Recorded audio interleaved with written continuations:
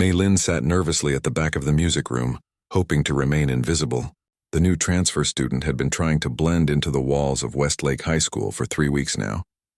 Her dark hair fell forward like a curtain as she hunched over her notebook, sketching little musical notes in the margins instead of paying attention to what Mrs. Winters was saying about the upcoming spring assembly. The classroom buzzed with the usual Monday morning energy, some students half asleep, others chatting excitedly about weekend adventures. Mei Lin had spent her weekend unpacking the last of the moving boxes that had followed her family across 3 states in the past 2 years. She wasn't ready to share that with anyone, though. She wasn't ready to share much of anything. As I was saying, Mrs. Winters continued, her voice cutting through the chatter. We have a slight problem with tomorrow's assembly. Tyler broke his wrist skateboarding yesterday, which means we have no one to play piano accompaniment for the choir.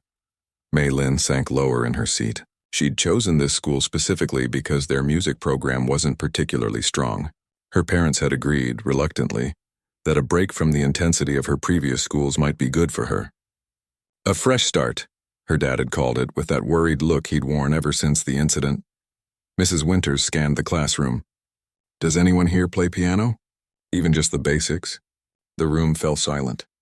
A few students glanced around, but no hands went up. Mei Lin kept her eyes fixed firmly on her notebook, her pencil now pressing hard enough into the paper that the lead snapped. That's when Zara, the friendly girl who'd been assigned as Mei Lin's welcome buddy, turned around in her seat. Mei Lin had made the mistake of humming along to a complex piece playing in Zara's earbuds during study hall last week. Mei Lin plays, Zara announced, pointing back at her. 24 heads swiveled in unison to stare at Mei Lin, who felt her cheeks burning. She shook her head quickly. No, I don't. I mean, not really.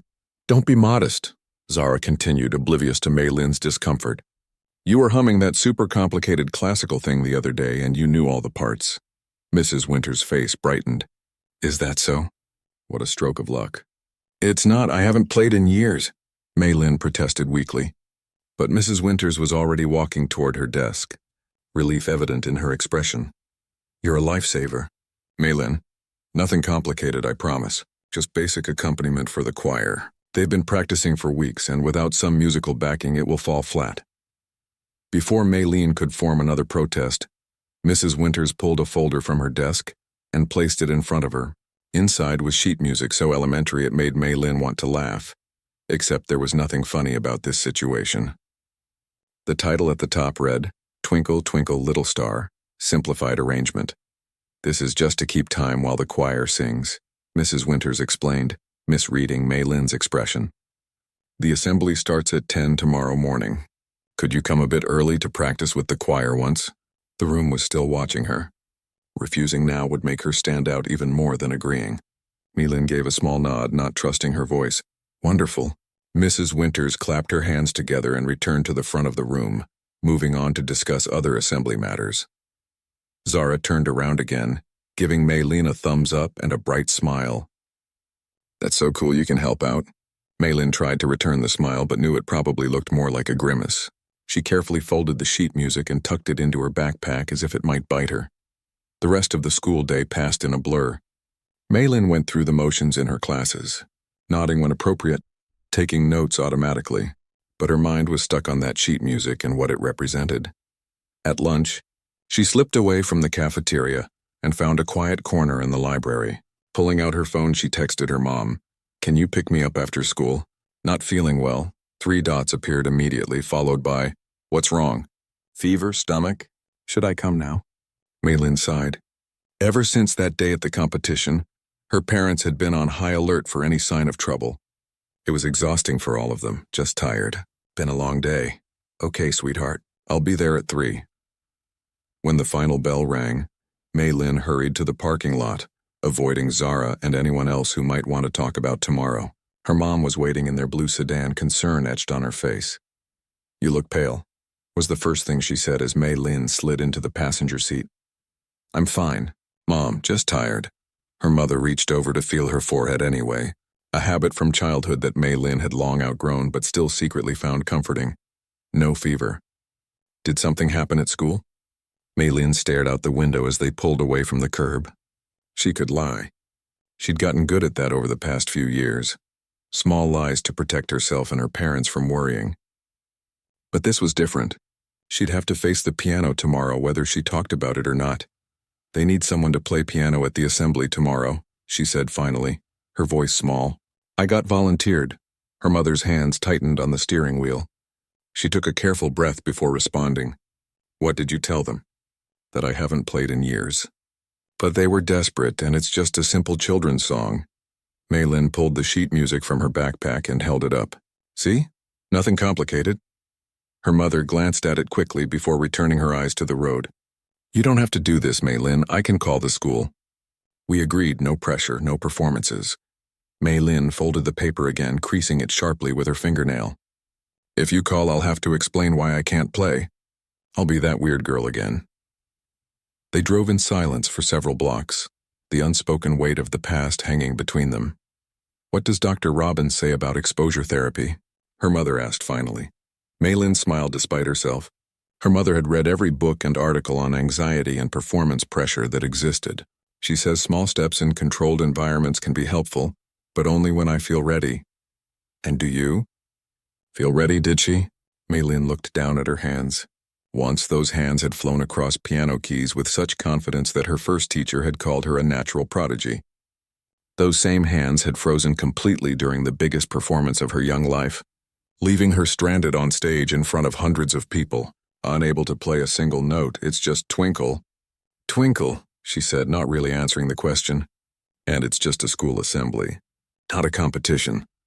Her mother pulled into their driveway and turned off the engine but didn't move to get out of the car. Whatever you decide, Dad and I support you. If you want to try, we're behind you. If you want to skip school tomorrow, that's okay too. For the first time that day, Maylin felt the tight knot in her chest loosen slightly. Thanks, Mom. That evening, after picking at her dinner while her parents carefully avoided mentioning the assembly, Maylin found herself standing in the doorway of their small den. The upright piano that had followed them through 3 moves sat against the far wall, its polished wood surface covered by a thick cloth. No one had touched it in 3 years. Maylin stepped into the room and switched on the lamp. The cloth was slightly dusty when she ran her fingers across it. She'd once spent hours every day sitting at this piano, losing herself in the music, finding a joy and confidence she never experienced anywhere else, until that joy had twisted into something else entirely. She lifted one corner of the cloth, then let it drop again. Through the wall, she could hear her parents talking in low voices in the kitchen. They were worried about her. They were always worried about her now. Instead of uncovering the piano, Maylin sat cross-legged on the floor and pulled out the sheet music again. Twinkle, twinkle, little star. So simple a 5-year-old could play it. She'd mastered it before kindergarten. She closed her eyes and let her fingers move in the air, going through the motions. So C-G-G-A-A-G. The muscle memory was still there, buried beneath layers of anxiety and avoidance. A soft knock made her jump. Her father stood in the doorway holding 2 mugs of hot chocolate. Thought you might want some company, he said, holding out one of the mugs. Maylin took it gratefully, the warmth seeping into her cold fingers. I'm just looking at the music. Her father sat beside her on the floor, his long legs stretched out in front of him. Your mom told me about tomorrow. I haven't decided if I'm going yet. He nodded, sipping his hot chocolate. When I was about your age, I had to give a speech in front of the whole school. I was so nervous I threw up twice that morning. Maylin looked at him in surprise.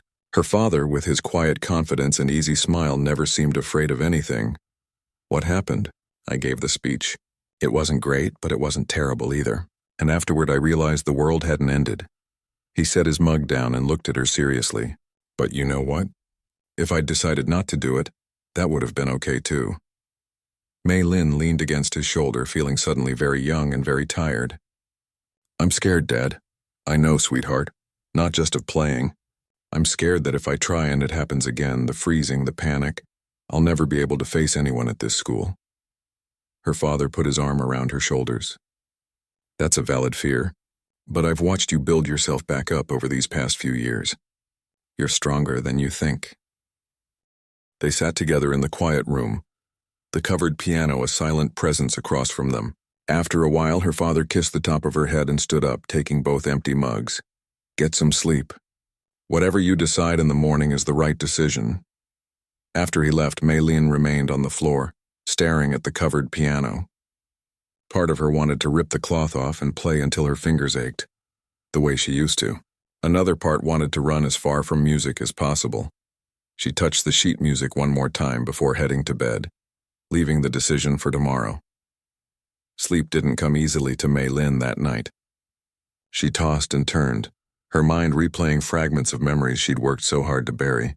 The bright lights of the concert hall, the sea of expectant faces, the polished black grand piano waiting center stage, and then the terrible silence when her fingers refused to move. She woke before her alarm, gritty-eyed and tired, but with a strange sense of calm. Maybe it was exhaustion, or maybe something had settled inside her during the restless night. Either way, when her mother peeked into her room, concern written across her face, Maylene managed a small smile. "I'm going to school," she said, pushing back her covers. Her mother stepped into the room, perching on the edge of the bed. "Are you sure? We talked about it last night, and—" "I know," Maylene cut in gently. "And I appreciate that you and Dad would let me stay home. But I need to at least try." Something flickered across her mother's face. Pride, perhaps, or worry disguised as pride. She squeezed Maylene's hand. "Okay, but you can call me any time if you change your mind." Breakfast was a quiet affair. Her father made pancakes, something he usually reserved for weekends or celebrations. No one mentioned the assembly or the piano, but the care with which they moved around each other spoke volumes. When Maylene picked up her backpack to leave, her father handed her a small, smooth stone. "For luck," he said simply. "I found it on our first hike in the mountains after we moved here." Maylene closed her fingers around it, feeling its cool weight in her palm. "Thanks, Dad." The walk to the bus stop felt longer than usual. Maylene kept her headphones on but didn't play any music, using them as a shield against conversation. The school bus was its usual chaotic self, too loud, too crowded, smelling of teenage sweat and cheap body spray. Normally, Maylene wedged herself against a window and tried to become invisible. Today, she felt oddly detached, as if watching herself go through the motions from a distance. At her locker, Zara appeared, bouncy and bright as always. She had no idea of the storm she'd started by volunteering Maylene yesterday. "Hey, ready for your big piano debut?" Zara asked, leaning against the neighboring locker. Maylene managed a tight smile. "It's just Twinkle Twinkle, not exactly a debut. Still cool, though. I told everyone my friend is saving the assembly. The choir's been practicing for weeks." Zara tilted her head. "You okay? You look tired." "Didn't sleep great," Maylene admitted, exchanging books in her locker. The weight of the piano music in her backpack felt heavier than it should. "Nervous?" Zara guessed. "Don't be. It's just us kids, not like it's Carnegie Hall or something." Maylene's hand froze on her math textbook. If only Zara knew how close that comment hit to home. 3 years ago, Maylene had been on track for venues exactly like Carnegie Hall. She'd been the youngest finalist in the National Junior Classical Competition. Her future seemingly mapped out with prestigious music schools and concert stages, until the panic attack that had ended it all. "Earth to Maylene?" Zara waved a hand in front of her face. "You totally zoned out." "Sorry," Maylene shook herself. "Just thinking about the assembly. Mrs. Winters wants you in the music room before first period to practice with the choir. I told her I'd tell you."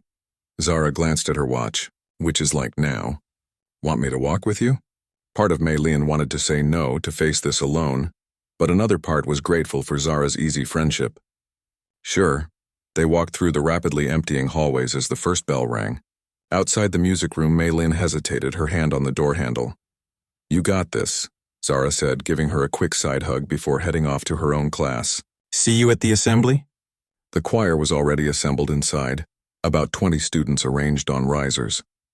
Mrs. Winters stood at the front, gesturing as she spoke. They all turned when Maylene entered, and she felt her cheeks heat under the collective gaze. "Ah, Maylene. Perfect timing." Mrs. Winters beckoned her over to the upright piano that sat to one side of the room. It was an old model, nothing like the gleaming grand she'd frozen in front of 3 years ago. But Maylene still approached it warily. "Have you had a chance to look over the music?" Mrs. Winters asked. Maylene nodded, pulling the now creased sheet from her backpack. "It's pretty straightforward. Excellent. The choir will sing 3 verses. Nothing fancy needed, just keep the rhythm steady for them." Mrs. Winters turned to the choir. Let's run through it once before the assembly, shall we? Maylin sat on the piano bench, adjusting its height automatically, a habit from years of lessons. The keys looked both familiar and foreign under her fingers. She placed her hands in position, feeling the cool ivory against her fingertips. "Whenever you're ready," Mrs. Winters said encouragingly. Maylin took a deep breath and pressed the first key. A clear C rang out, then another. Her fingers moved stiffly at first, playing the simple melody with mechanical precision. She could feel the choir watching her, waiting for their cue to begin singing. Mrs. Winters counted them in, and 20 voices joined the piano. The song was as simple as promised, and after a few bars, Maylin felt some of the tension ease from her shoulders. This wasn't so bad. Nothing like the Chopin nocturne that had defeated her at the competition. This was just Twinkle, Twinkle, Little Star, played at an elementary level. The practice ended without incident. Maylin's hands hadn't frozen. Her heart hadn't raced out of control. No dizziness or tunnel vision. Just a simple tune played adequately. That was perfect, Mrs. Winters beamed. "You're a natural." Maylin flinched slightly at the word. She'd heard it so many times before, from teachers much more distinguished than Mrs. Winters. A natural talent. A natural feel for the music. A natural prodigy. Those words had once filled her with pride. Now they felt like weights around her neck. "Thanks," she murmured, gathering her things. "See you at the assembly." The morning classes dragged by. Maylin found it impossible to concentrate on algebra or American history when her mind kept circling back to the piano. It had been so easy in practice. Too easy, almost. The muscle memory was still there, lying dormant beneath years of avoidance. In the hallway between classes, she found herself humming the tune, her fingers tapping out the rhythm against her thigh. For a moment, she felt a flicker of something she hadn't experienced in years. The simple joy of music, untainted by expectation or fear. The assembly was scheduled for the last period before lunch. As the time approached, Maylin's earlier calm began to fray around the edges. Her hands grew colder, her breathing shallower. In the bathroom mirror, her reflection looked pale and drawn. "It's just Twinkle, Twinkle," she told herself firmly. "You've already played it once today." But that had been in the relative privacy of the music room, with only the choir and Mrs. Winters watching. The assembly would be the entire school, hundreds of students, all the teachers, maybe even some parents. Maylin splashed cold water on her face and dried it with a rough paper towel. In her pocket, she found the smooth stone her father had given her that morning. She ran her thumb over its surface, drawing comfort from its solid presence.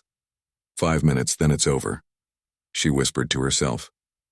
The gymnasium was already packed when she arrived. Rows of folding chairs filled the floor space, with students filing in noisily. At the front, risers had been set up for the choir, and beside them sat the same upright piano from the music room, looking oddly small in the large space. Mrs. Winters spotted her and waved her over. "There you are. We're starting in about 10 minutes. The choir is warming up in the side room." Maylin nodded, moving to the piano to familiarize herself with its position. From here, she could see most of the gymnasium. More students were still arriving, chatting and laughing as they found seats. Teachers stood at the edges, attempting to maintain some semblance of order. She sat on the bench, adjusting it again, and placed her hands on the keys without pressing them. The cool ivory felt different here, more exposed somehow. She spotted Zara entering with a group of friends, scanning the crowd until she saw Maylin at the piano. Zara gave an enthusiastic thumbs up. The principal stepped to the microphone set up at the front of the gymnasium. "Good morning, Westlake High. We have a packed assembly today, starting with a performance from our choir."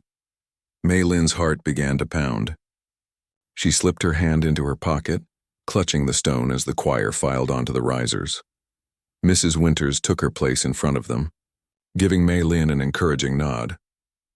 The gymnasium gradually quieted as the principal introduced the choir and explained they would be performing a piece they'd been working on for the spring concert series. Maylin saw some students already looking bored, slouching in their seats or checking their phones surreptitiously. Then Mrs. Winters was turning to her, raising her hands to conduct, and it was time. Maylin placed her fingers on the keys. A moment of absolute terror washed over her. What if it happened again? What if her hands froze and the notes wouldn't come and everyone stared and whispered and... The stone in her pocket pressed against her leg. She thought of her father's words from the night before. "You're stronger than you think." She pressed the first key. The clear C rang out across the gymnasium. And then another. And another. The simple melody of "Twinkle, Twinkle, Little Star" filled the space, and the choir began to sing. Maylin kept her eyes fixed on the sheet music, though she hardly needed it. Her fingers moved from note to note, maintaining the steady rhythm as she'd been asked to do. Nothing fancy, nothing complicated, just a children's song that anyone could play. But as the choir finished the first verse and paused briefly before beginning the second, something shifted inside Maylin. The familiar melody continued under her fingers, but a part of her mind detached, floating above the simple progression. In that space, she heard possibilities, harmonies and variations that could transform this elementary tune into something more. For 3 years, music had been the enemy, a source of anxiety and shame.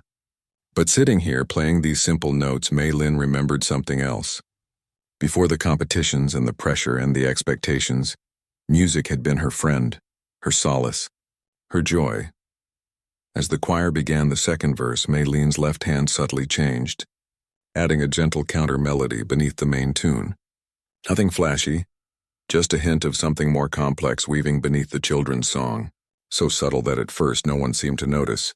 But as her confidence grew, so did her playing. The right hand still carried the melody the choir was singing, but now underneath it flowed something richer, more nuanced. Mrs. Winters glanced over, her eyebrows rising slightly, but she kept conducting, a small smile playing at the corners of her mouth. For the first time in 3 years, Maylin felt something unlock inside her chest, a door she'd sealed shut now cracking open just a sliver, and through that crack poured a ray of something she'd thought she'd lost forever.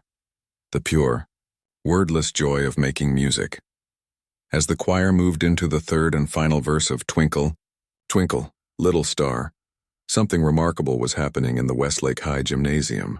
The students who moments before had been checking their phones or whispering to friends were now sitting up straighter, their attention drawn to the piano where Maylin's fingers danced across the keys. What had begun as a simple accompaniment had transformed into something else entirely. The basic melody was still there, supporting the choir's voices, but around it Maylin had built a framework of delicate harmonies and counterpoints that made the children's song sound fresh and unexpectedly moving. Mrs. Winters, still conducting the choir, kept glancing over her shoulder at Maylin with a mixture of surprise and delight. The choir members too seemed energized by the music, their voices growing stronger and more confident with each measure. Maylin was only dimly aware of this shift in the room. A strange calm had settled over her, different from the detachment she'd felt earlier. This was focus, pure, complete immersion in the music. The fear that had gripped her for 3 years seemed to have retreated, at least for this moment.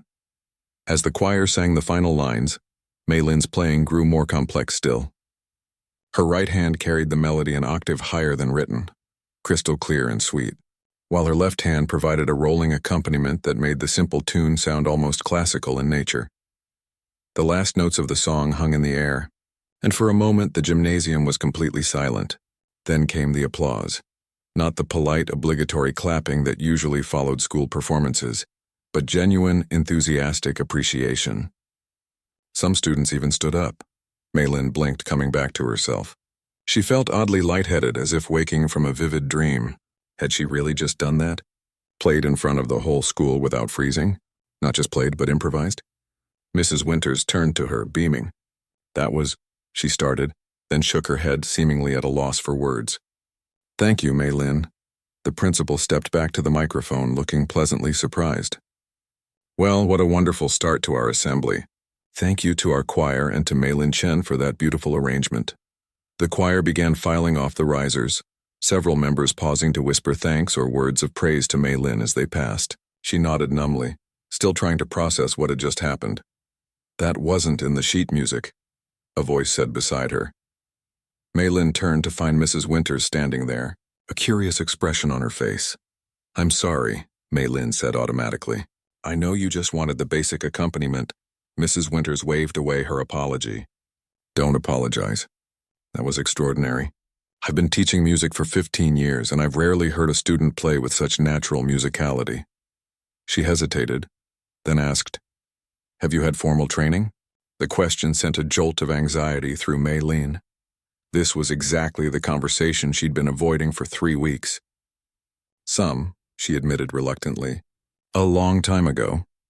Before Mrs. Winters could press further, the principal announced the next item on the assembly agenda.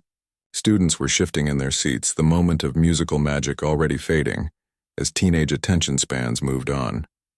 "We should talk more about this," Mrs. Winters said, touching Maylin's arm lightly. "Would you come see me during lunch period?" Maylin nodded, though a part of her wanted to run in the opposite direction. She gathered her sheet music and slipped off the piano bench, making her way to the edge of the gymnasium where student spectators were sitting. She spotted Zara waving frantically from the third row and made her way over. As she approached, she realized several students were looking at her with new interest. That was amazing. Zara exclaimed as Maylin sat down beside her. "You never told me you could play like that." "I didn't know I still could," Maylin said quietly, more to herself than to Zara. A boy sitting nearby leaned forward. "Seriously, that was insane. You made Twinkle Twinkle sound like something you'd hear at a fancy concert." "Thanks," Maylin mumbled, unused to this kind of attention. Throughout the rest of the assembly, announcements about upcoming sports events, reminders about the science fair, a brief speech from the student council president, Maylin sat in a daze replaying what had happened. Her hands hadn't frozen. Her mind hadn't gone blank with panic. Instead, something that had been locked away inside her for 3 years had broken free, if only for a few minutes. When the bell finally rang for lunch, Zara turned to her. "Coming to the cafeteria?" Maylin shook her head. "I need to see Mrs. Winters in the music room." "About what?" Zara asked, but Maylin was already moving against the tide of students heading for lunch. The hallways quickly emptied as hungry teenagers made their way to the cafeteria.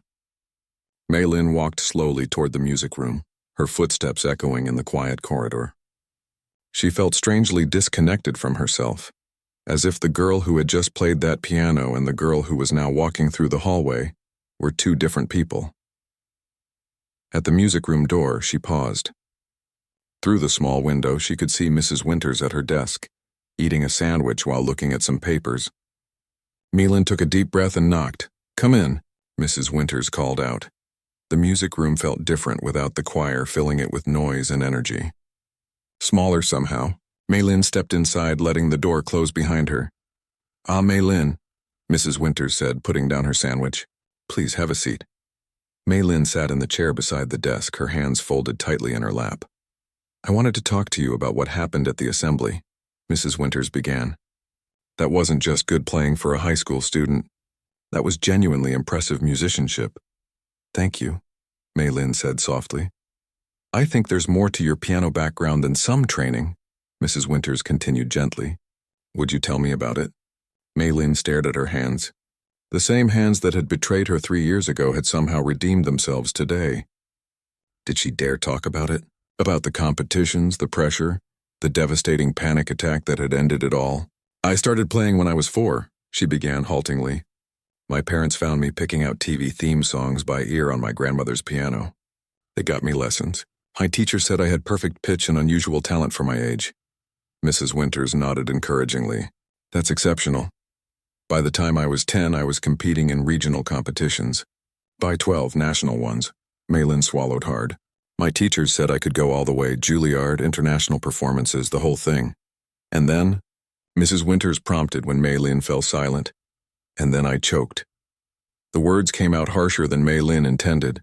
3 years ago. The National Junior Classical Competition. I was playing Chopin's Nocturne in E-flat major. I'd performed it perfectly 100 times in practice. But on stage, in front of all those people, with the judges watching, she shook her head. I just froze, completely. Couldn't play a single note. Had a full panic attack right there on stage.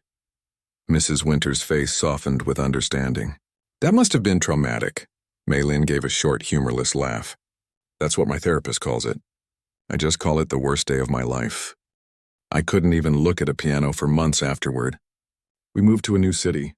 I changed schools. I tried to forget I'd ever played. Until today," Mrs. Winters said. "Until today," Maylin agreed. And honestly, I don't know what happened. I was just going to play the simple version, exactly as written. But then something opened up inside me. She looked up at her teacher, struggling to find the right words. It was like finding an old friend I thought I'd lost forever. Mrs. Winters was quiet for a moment, considering. Music can be like that, she said finally. It stays with us even when we try to push it away. I don't know what this means, Maylin admitted. I've spent 3 years defining myself as the girl who used to play piano, who failed when it mattered most. And now I don't know who I am, Mrs. Winters leaned forward.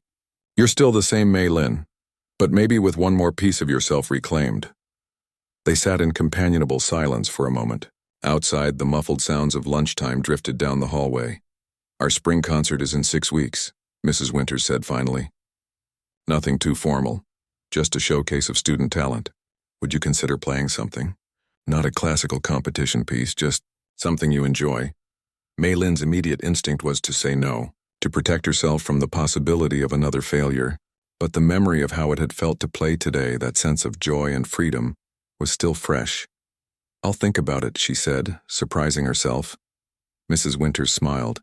That's all I ask. She reached into her desk drawer and pulled out a small key. The practice rooms at the end of the hall are usually reserved for band and orchestra students, but you're welcome to use one anytime you'd like. Just to play for yourself, no pressure. Maylin took the key, its weight small but significant in her palm. Thank you, she said, tucking it into her pocket beside her father's stone. Now go get some lunch, Mrs. Winters said warmly. You've earned it. The cafeteria was noisy and crowded when Maylin finally made her way there. She spotted Zara at their usual table and headed over, tray in hand. There you are, Zara exclaimed. I saved you a seat. What did Mrs. Winters want? Maylin set down her tray. She asked about my piano background and invited me to play in the spring concert. That's awesome. Are you going to do it? I don't know yet, Maylin said honestly. Before Zara could respond, a girl Maylin recognized from her history class leaned across the table. Hey, were you the one playing piano at the assembly? That was really cool. Thanks, Maylin said, feeling her cheeks warm slightly. Do you take lessons here at school? I've always wanted to learn piano.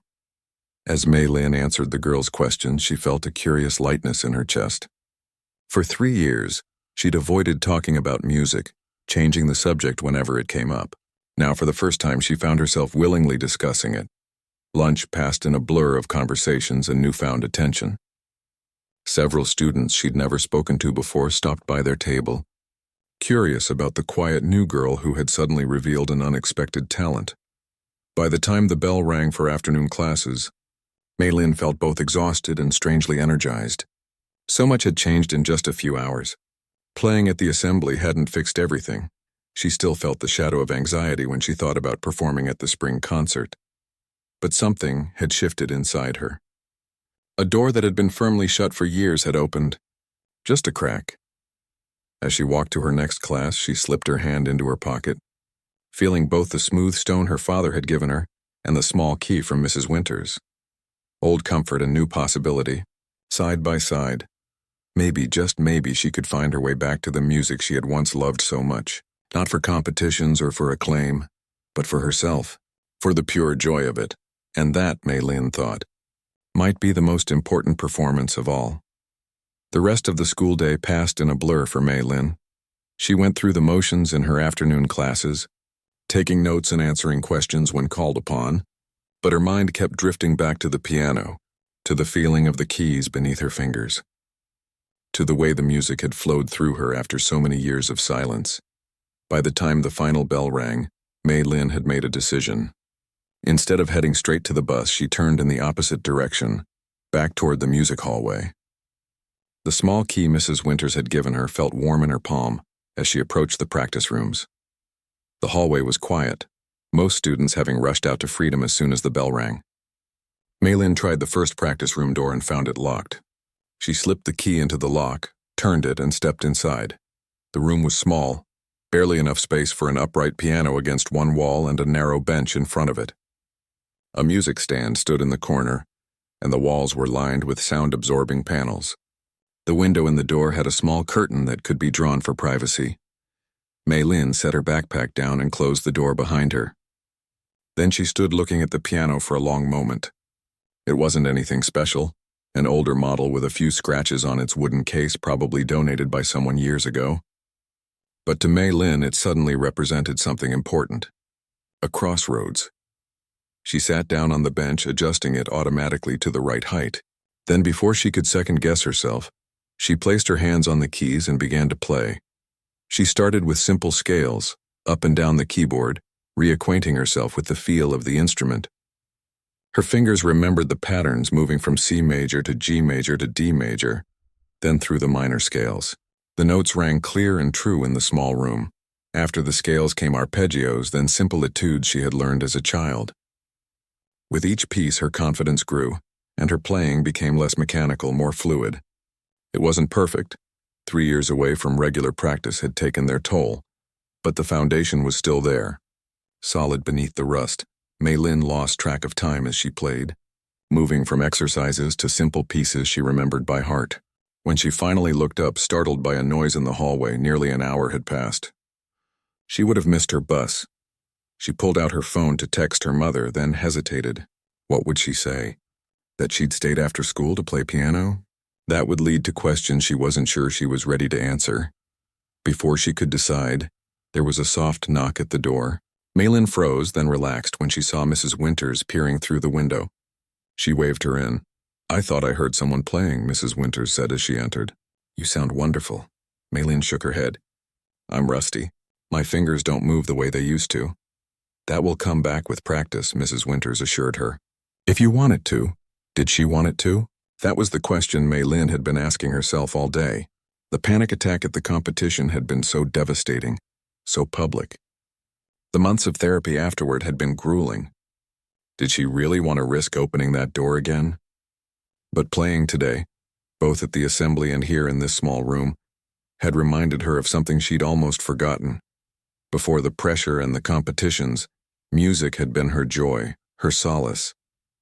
Her own private language. "I think I do," she said softly. Mrs. Winters smiled. "I'm glad to hear that. Do you need a ride home? I noticed the buses have already left." "Oh." Mei Lin glanced at her phone. "I should call my mom. You can use the phone in my office if you'd like," Mrs. Winters offered. "I need to finish up some paperwork before I leave anyway." As they walked to the main music room, Mei Lin felt lighter than she had in years. She hadn't realized how much energy it took to avoid something she loved, to pretend that part of her didn't exist. Her mother answered on the second ring. "Mei Lin, is everything okay?" "Everything's fine, Mom," she said, aware of Mrs. Winters trying to look busy at her desk while obviously listening. "I stayed after school to practice piano. I missed the bus. Could you pick me up?" There was a pause on the other end of the line. "You were playing piano, by choice?" Mei Lin smiled at the surprise in her mother's voice. "Yes, I'll explain when you get here.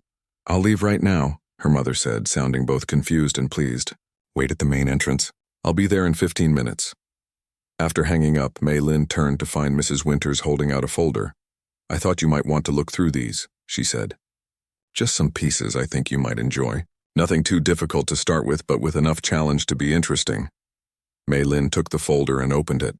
Inside were several pieces of sheet music, some classical, some contemporary, all at an advanced intermediate level. She recognized a few titles. "Thank you," she said, genuinely touched by the gesture. "You're welcome to use the practice room whenever you'd like," Mrs. Winters added. "Before school, during lunch, after hours, as long as I'm still in the building. Just let me know." Mei Lin tucked the folder into her backpack. "I appreciate that." Outside, the spring afternoon was warm and bright. Mei Lin sat on the steps of the main entrance waiting for her mother's car to appear. Her fingers tapped absently on her knees, playing invisible music. When her mother pulled up, Mei Lin could see the curiosity on her face even through the windshield. She climbed into the passenger seat, setting her backpack carefully on the floor. "So," her mother said as they pulled away from the curb, "you played piano today?" "Twice, actually," Mei Lin replied. "Once at the assembly like I told you I would, and then again after school just for myself." Her mother glanced at her quickly before returning her eyes to the road. "And how was it?" It was such a simple question, but Mei Lin knew it contained multitudes. Her mother was really asking, "Did you panic? Are you okay? Should we be worried?" "It was good," Mei Lin said, and meant it. Really good. Different than before. Different how? Mei Lin considered this as they stopped at a red light. How could she explain the way the music had felt today? Not like a test to be passed or an audience to be impressed, but like coming home after a long journey. "Before I was playing for everyone else," she said finally. "For the judges, for my teachers, for you and Dad, for my future. Today I was just playing for me." The light turned green and they moved forward. Her mother was quiet for a moment, processing this. "Mrs. Winters gave me a key to one of the practice rooms," Mei Lin continued, "and some music to try. She said I could use it whenever I wanted." "And do you want to?" her mother asked carefully. "I think I do," Mei Lin admitted. "Not like before, not hours of practice every day and competitions every month, just playing, remembering why I loved it in the first place." Her mother reached across the console and squeezed her hand briefly. "I think that sounds perfect." When they arrived home, Mei Lin's father was in the front yard pruning the rose bushes. He straightened as they pulled into the driveway, a question in his eyes as Mei Lin got out of the car. "Dad," she said, approaching him with a smile, "do you think we could uncover the piano tonight?"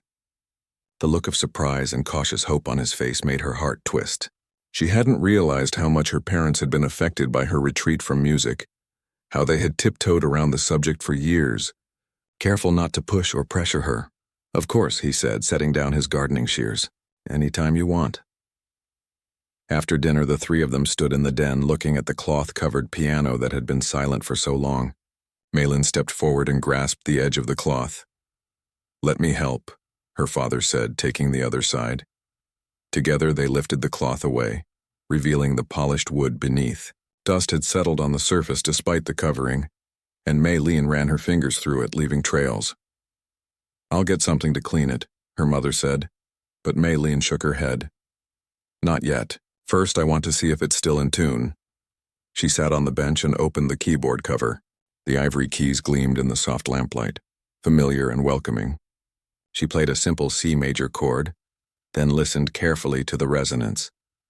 "A little flat," she commented, "but not too bad." Her parents stood by, watching with a mixture of hope and apprehension as Mei Lin began to play. She chose a piece she had once known by heart, Debussy's Clair de Lune, hauntingly beautiful and technically challenging. Her fingers stumbled in places, missing notes or playing wrong ones, but the essence of the music still flowed. When she finished, her mother had tears in her eyes. "That was lovely, Mei Lin." "It was sloppy," Mei Lin said, but without the self-recrimination that would have accompanied such a statement 3 years ago. "I'm out of practice." "Practice can be regained," her father said gently. "If that's what you want." Mei Lin closed the keyboard cover and stood up. "I think it is. But differently this time. On my terms."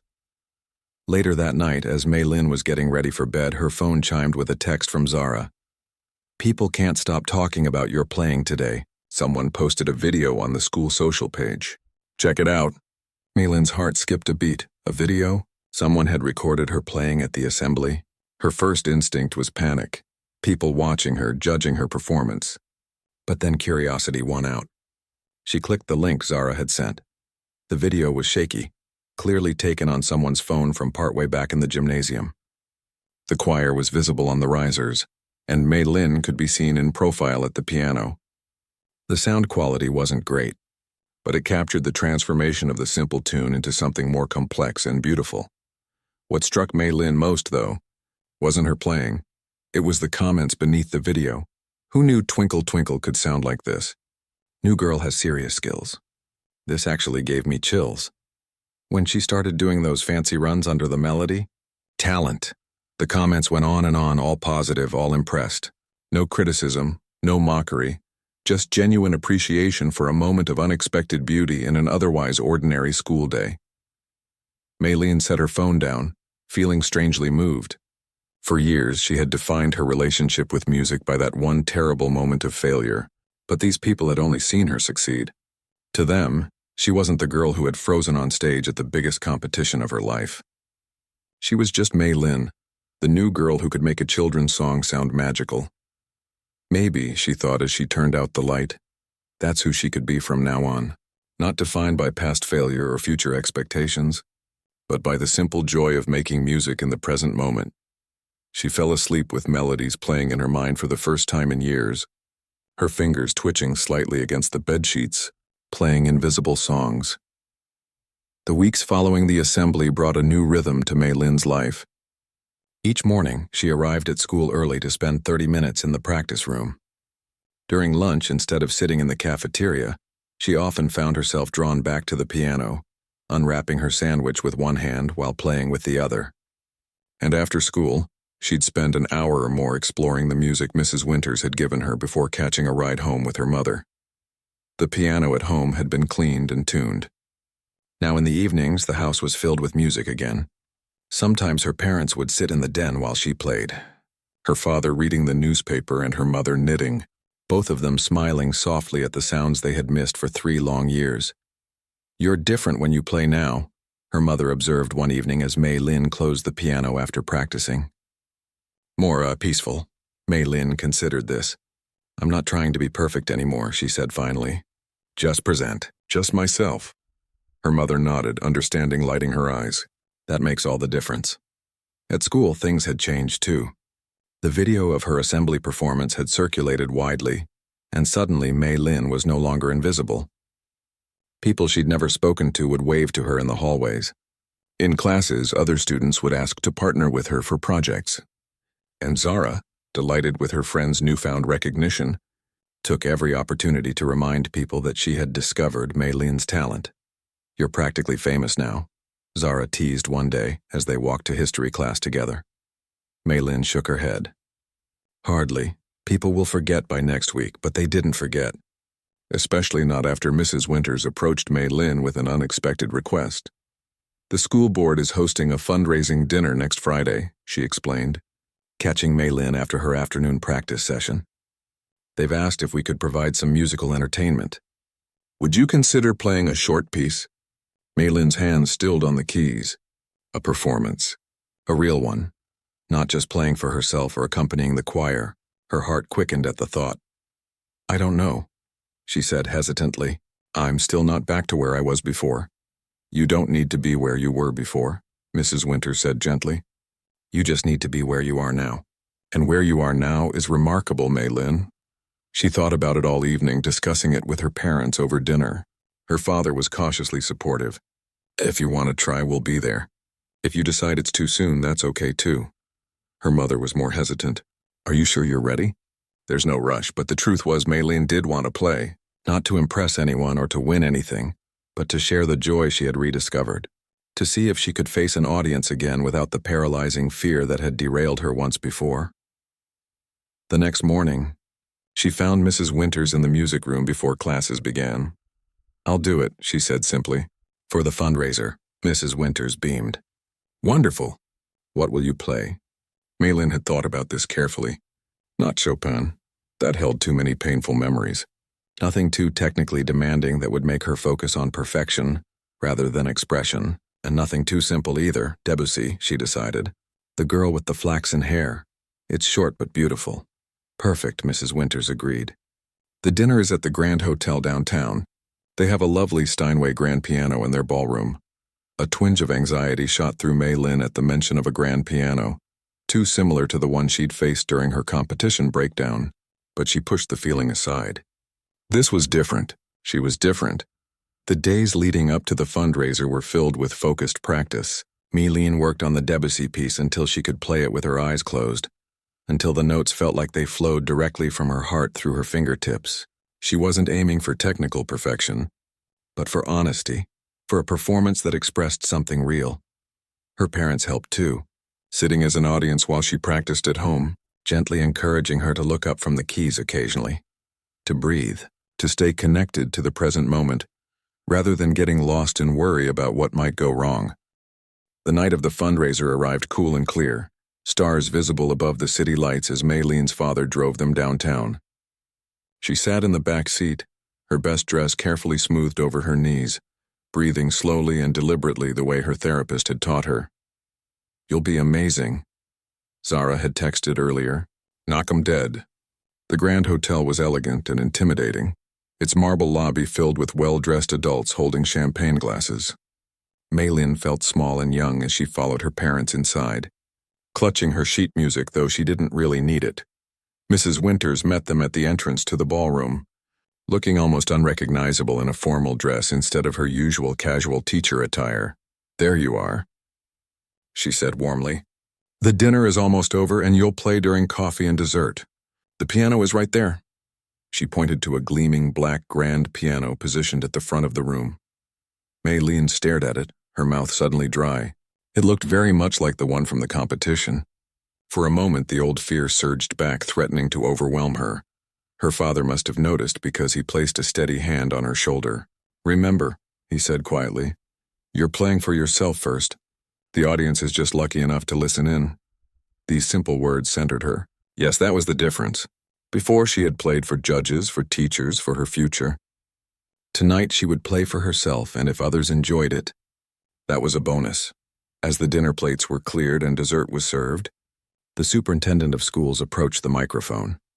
"As a special treat this evening, we have a musical performance from one of Westlake High's talented students. Please welcome Maylin Chen." The polite applause that followed seemed to come from far away as Maylin walked to the piano. The bench was higher than she was used to, and she adjusted it carefully before sitting down. The keys gleamed under the soft spotlights, inviting her touch. She looked out at the audience briefly, rows of adults in formal wear, her parents sitting near the front, Mrs. Winters standing at the side of the room with an encouraging smile. Then Maylin closed her eyes, took a deep breath, and began to play. The opening notes of Debussy's "The Girl with the Flaxen Hair" filled the ballroom, delicate and clear. Maylin felt the familiar sensation of being drawn into the music, but this time there was no fear accompanying it, just a gentle current carrying her forward, note by note. The piece was not technically difficult, not compared to the Chopin nocturne that had defeated her years ago, but it required sensitivity, expression, a lightness of touch that couldn't be forced. Maylin let the music breathe through her, her fingers finding the keys without conscious thought. As she played, she became aware of the quality of silence in the room. The clink of coffee cups had ceased. The murmur of conversation had died away. The audience was listening, really listening. The final notes of the piece hung in the air like a question, then faded gently into silence. For a moment, no one moved or spoke. Then the applause began, warm, genuine, appreciative. Maylin opened her eyes and stood, giving a small bow as her piano teachers had taught her long ago. The superintendent returned to the microphone, saying something complimentary that Maylin barely registered as she made her way back to her parents. Her mother's eyes were shining with unshed tears. Her father was beaming with quiet pride. "That was beautiful, Maylin," he said, squeezing her hand. Before she could respond, a woman approached them, elegant in a navy blue dress, with silver hair swept into a sophisticated updo. "Excuse me," she said, "but I wanted to compliment your daughter on her playing. It was quite moving." "Thank you," Maylin's mother replied politely. The woman turned to Maylin. "Do you study with someone locally?" "I used to," Maylin said. "But not for the past 3 years." The woman looked surprised. "Well, you play beautifully." "I'm Dr. Vivian Park, head of the piano department at the community music school. We offer scholarships for talented students. Would you be interested in lessons?" Maylin felt a flutter of both excitement and apprehension. The community music school was well respected, its faculty made up of professional musicians and university professors. But lessons meant expectations, pressure, possibly even performances and competitions again. Dr. Park seemed to read her hesitation. "No pressure," she added with a smile. "We focus on developing musicians, not just technical proficiency. Music should bring joy, after all." Those words, so different from what Maylin had heard from her previous teachers, resonated deeply.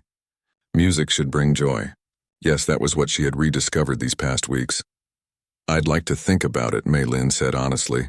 "Of course." Dr. Park handed her a business card. "Call me if you decide you're interested." As the evening wound down, Maylin found herself standing with Mrs. Winters near the piano. "You played beautifully," the teacher said. "How do you feel?" Maylin considered the question carefully. "Good," she said finally. Nervous at first, but then, just connected to the music. It was nothing like the competition. "I'm glad," Mrs. Winters said. "And Dr. Park is an excellent teacher if you decide to pursue lessons again. She believes in teaching the whole musician, not just the fingers." On the drive home, Maylene sat quietly in the back seat, the business card from Dr. Park tucked into her small evening purse. Her parents chatted in the front, carefully not asking about the scholarship offer, giving her space to process. The city light streamed past the window, and Maylene found herself playing the Debussy piece again in her mind, her fingers moving slightly in her lap. For the first time in years, she was thinking about the future, not with dread or anxiety, but with cautious hope. She didn't know yet if she would call Dr. Park. She didn't know if she would ever compete again, or perform at larger venues, or pursue music as a career the way she once had planned. Those were decisions for another day. What she did know was that music was no longer her enemy. It was her friend again, a source of joy and expression and connection. The journey back hadn't been easy, and there would likely be challenges ahead. But sitting in the darkened car, with the memory of tonight's performance still fresh, Maylene felt a sense of peace she hadn't experienced in years. She had been told to play a simple piano tune at a school assembly. That small request had opened a door she thought was permanently closed. And through that door she had found not just music again, but a part of herself she had feared was lost forever. Whatever came next, Maylene knew one thing for certain: she would face it with her own music playing in her heart.